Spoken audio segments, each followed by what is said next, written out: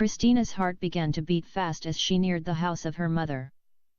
She could tell she was closer as the footsteps of her guides quickened in unison. She had not seen her mother since she was separated from her as a child.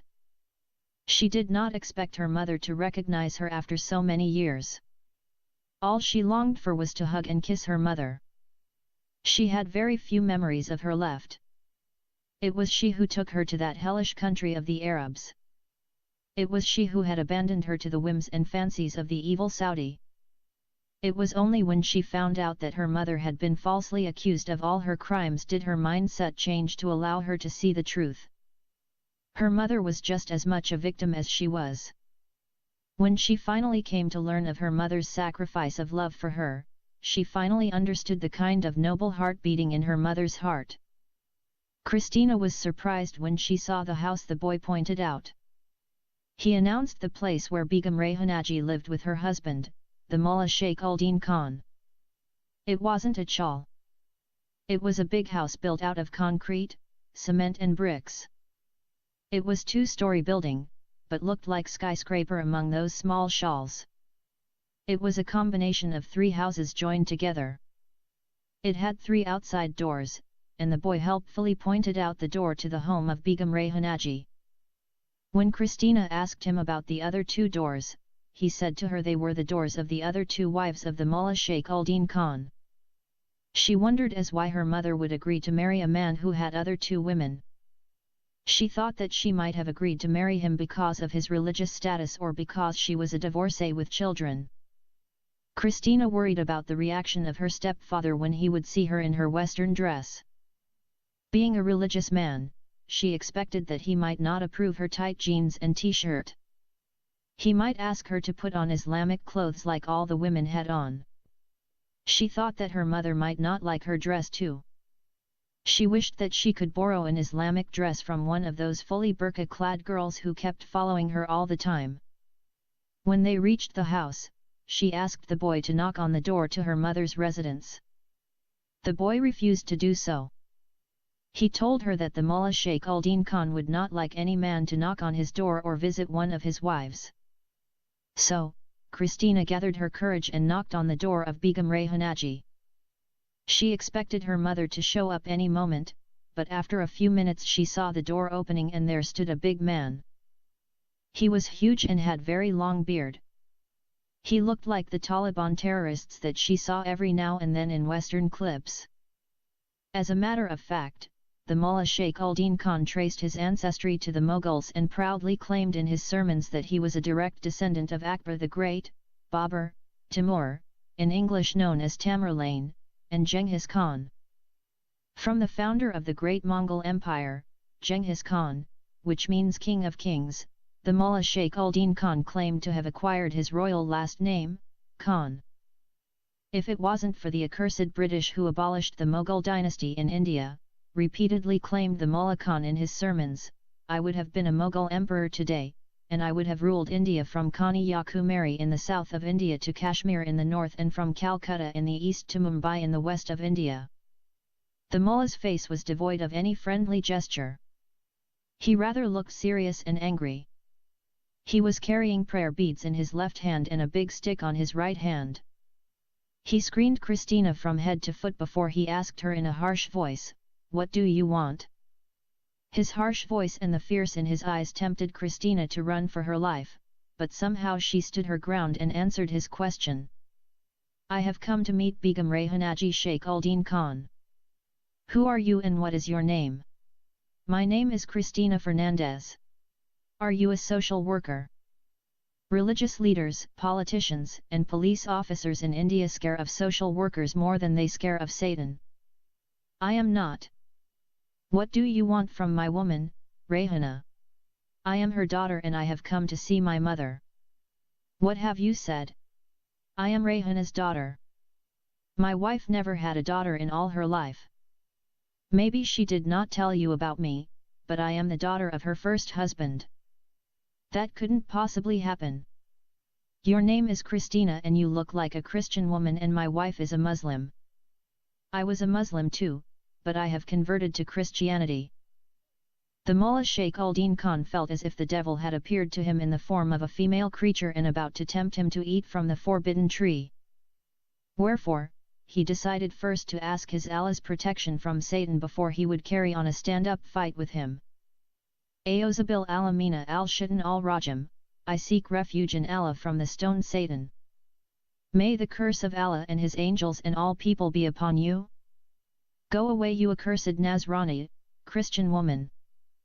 Go from here, you kafira and najisa, infidel and unclean woman. I don't want to see your face again. Then, the Mullah Khan slammed the door of his house on his stepdaughter's face. Christina did not like his words and did not like his reaction.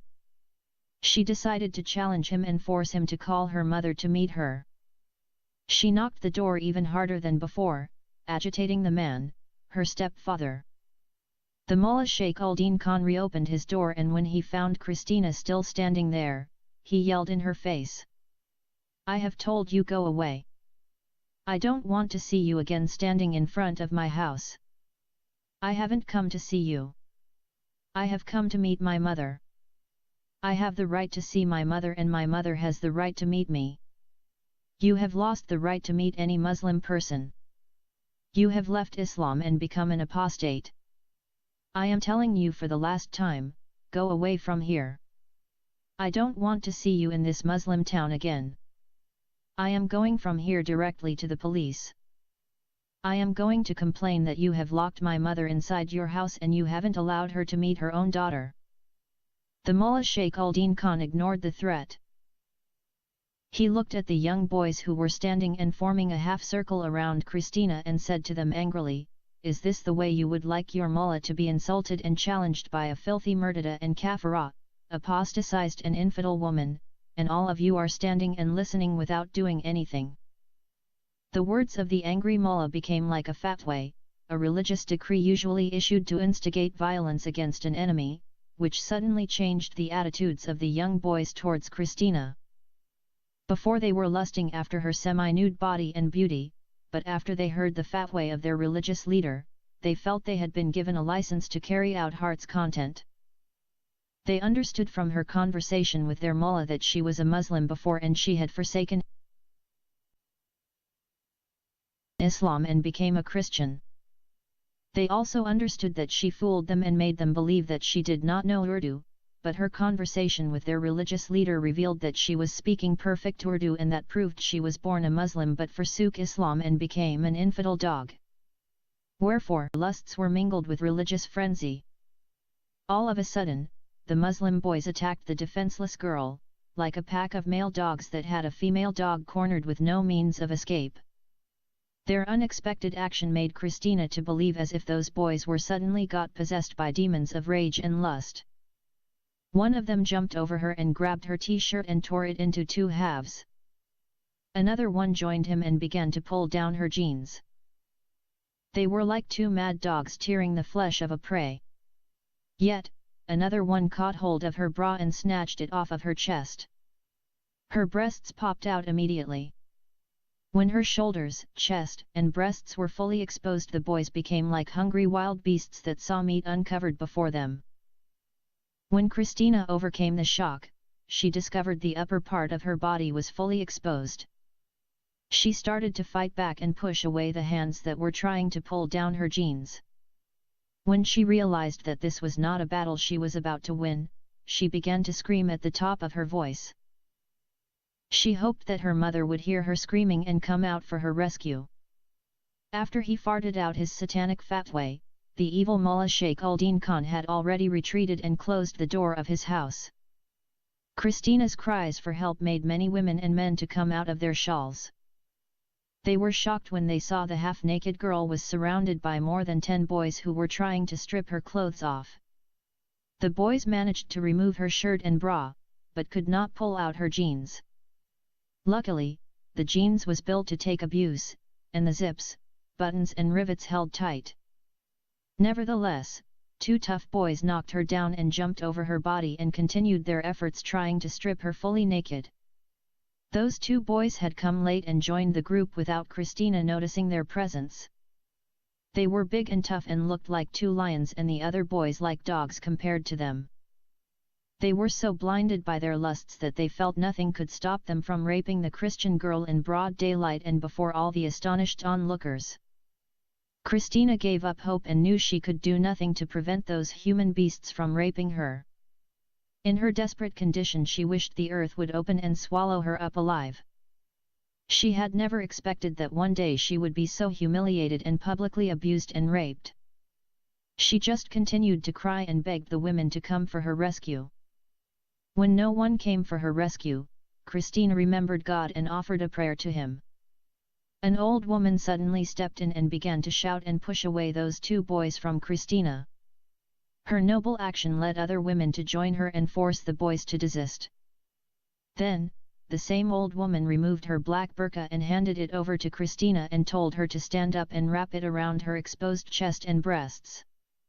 Christina forced her dormant body and stood on her feet.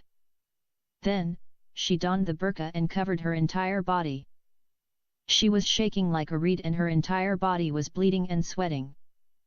The old woman held her body until she felt she could stand by herself. Then she told her to leave the Muslim town and go from where she came and requested her never to come back again. After her rescue, Christina decided to go to the police station and lodge a complaint against her evil stepfather who instigated the boys into a mob and had them abused her. She determined to make her stepfather pay to the full extent of the law and spend his time behind bars. She was still weeping when the old woman gave her the burqa. She asked the women to tell her where the nearest police station was. None of the women was willing to take a risk and come between their religious leader and the Nazrania girl. They knew that their husbands would hammer them to death if they learned that their wives went against the Mullah Sheikh Uldin Khan and took the side of an infidel dog. Additionally, many of the attacking boys were their own sons. Besides, the women did not want to bring scandal to their town by causing the imam of their mosque to be arrested. The old woman once again advised the Nazrana girl to leave their Muslim town as soon as possible, particularly before dusk, in case the boys decided to take advantage of the darkness and try to rape her again. Christina accepted the advice and began to walk away. This time, no one was willing to be her guide. She turned into one alley and began to walk aimlessly without knowing where her alley was going to take her. The boys kept following her as if she was a prostitute who dared to enter their area. Thankfully, the multitude of women and children who accompanied her prevented the boys from attacking her again until she emerged from the shawls. Christina determined to make her stepfather pay for his high-handedness. He had no right to prevent her from seeing her mother and certainly no right to incite the boys into a frenzy. She hailed the first auto rickshaw she saw, and bade the driver to take her to the nearest police station with all the haste possible. It took the rickshaw over an hour to go through tapered alleys and crooked lanes until it reached a police station. All the way long, Christina's body kept on moving backwards and forwards, swinging sideways and jumping up and down and her head hitting the roof of the small rickshaw. After a long drive, the rickshaw stopped in front of a place. The driver pointed her to a small building which he claimed to be a police station. The place looked like a hiding place for thieves and robbers than a house of the law. The rickshaw driver took his money and vanished in a second. Christina found herself standing in a dark alley. In front of her was standing a small old building, which looked like haunted by scary and terrible ghosts. She hesitated before she pushed the door open and walked in. When she entered the police station, she found two policemen, one of them was already intoxicated. While talking to him, she could smell the liquor permeating off him. The other policeman was chewing red Indian pan, which made him look as if he was a cannibal eating raw human flesh. His mouth was so stuffed with the red leaves that caused him to turn every few seconds to his side and vomit the red liquid out, which looked like human blood. He looked so disgusting and repulsive to Christina. The intoxicated policeman introduced himself as Sergeant Mehabub and his companion as Constable Tahir. Both were Muslims. It seemed that, in that no-go town every creature was Muslim, even their demons and dogs were Muslims too. The Quran teaches that, there are Muslim demons and there are infidel demons. Surah Al-Jinn 72.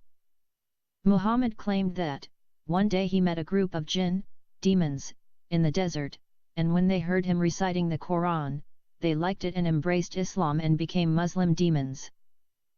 Based on this teaching, many Muslim men claimed to have married female demons and begot sons and daughters, and likewise many Muslim women got wedded to male demons and have progeny by them.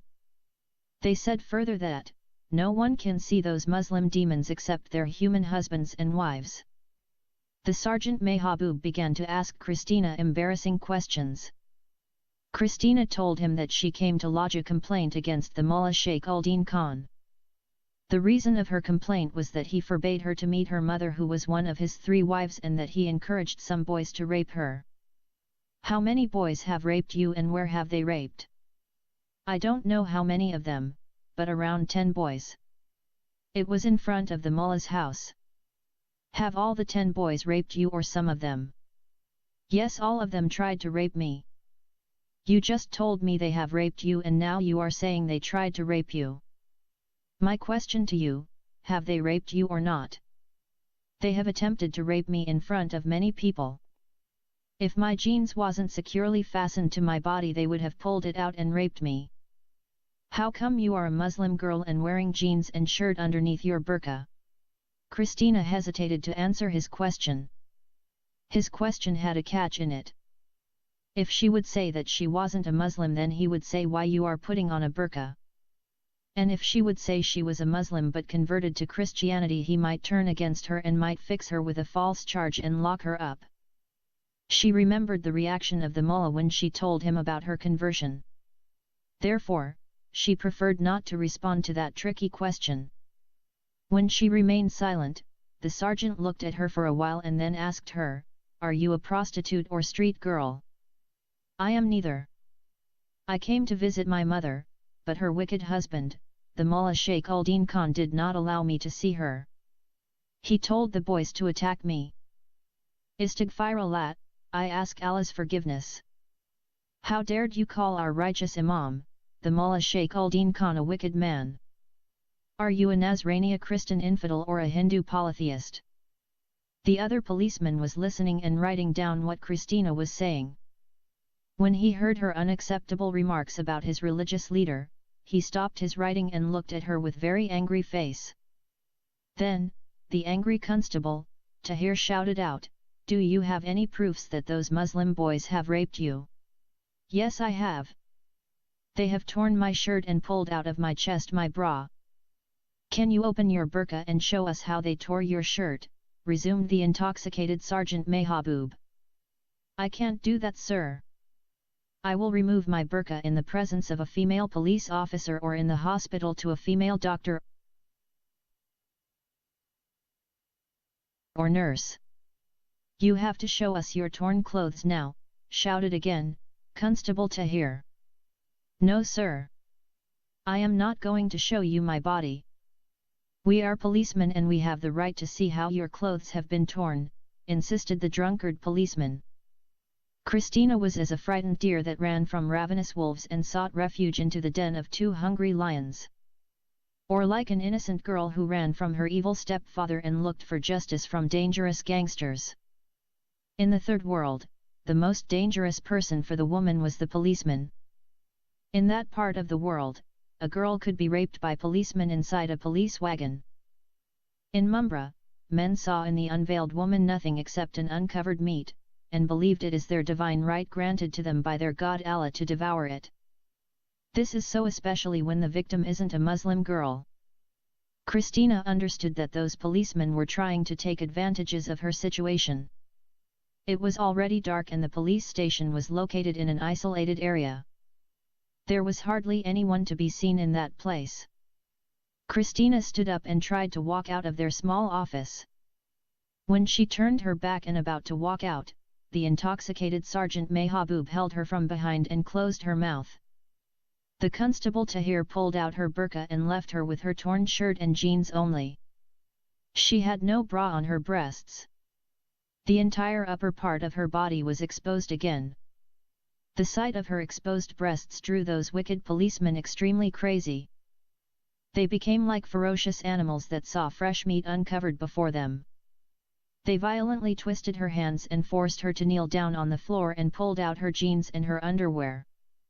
Christina began to shout and call for help. In that part of the world, no one would risk his life by trying to rescue someone being tortured or raped by the cops. Christina couldn't move a limb. Those two human beasts had fully immobilized her.